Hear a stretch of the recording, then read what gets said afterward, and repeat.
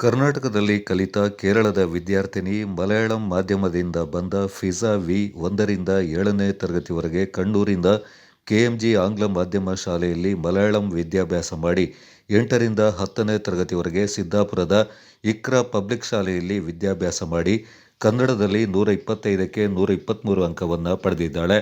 ಕೇವಲ 3 ವರ್ಷಗಳಲ್ಲಿ ಕನ್ನಡವನ್ನು ಕಲಿತು 10ನೆಯ ತರಗತಿಯಲ್ಲಿ ಕನ್ನಡದಲ್ಲಿ ಅತಿ ಹೆಚ್ಚು ಅಂಕವನ್ನು ಪಡೆದು ಭಾಷಾ ಸಾಮರ್ಥ್ಯವನ್ನು ಮೆರೆದಿದ್ದಾಳೆ ಫಿಜಾ ವಿ.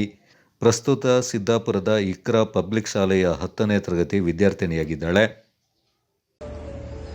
ಎಲ್ಲರಿಗೂ ನಮಸ್ಕಾರಗಳು. ನಾನು ಫಿಜಾ, 10ನೇ ತರಗತಿ ಇಕ್ರಾ ಪಬ್ಲಿಕ್ ಶಾಲೆ ಸಿದ್ದಾಪುರ.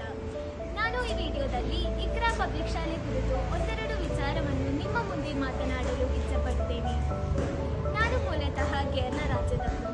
ನನ್ನ ಪ್ರಾಥಮಿಕ ಶಿಕ್ಷಣ ಪ್ರಾರಂಭವಾಗಿದ್ದು ಕೇರಳದಲ್ಲಿ. ನನ್ನ ಮಾತೃಭಾಷೆ ಮಲಯಾಳಂ. ಕಾರಣಾಂತರದಿಂದ ನಾನು ಕರ್ನಾಟಕಕ್ಕೆ ಬಂದು ನೆಲೆಸುವ ಪರಿಸ್ಥಿತಿ ಉಂಟಾಯಿತು. ನಾನು ಇಕ್ರಾ ಶಾಲೆಯಲ್ಲಿ ನನ್ನ ಮುಂದಿನ ವಿದ್ಯಾಭ್ಯಾಸವನ್ನು ಮುಂದುವರಿಸುತ್ತಿದ್ದೇನೆ. ಪ್ರಾರಂಭದಲ್ಲಿ 8ನೇ ತರಗತಿಗೆ ದಾಖಲಾದಾಗ ನನಗೆ ಕನ್ನಡ ಭಾಷೆ ಬಗ್ಗೆ ಯಾವುದೇ ಪರಿಜ್ಞಾನವಿರಲಿಲ್ಲ.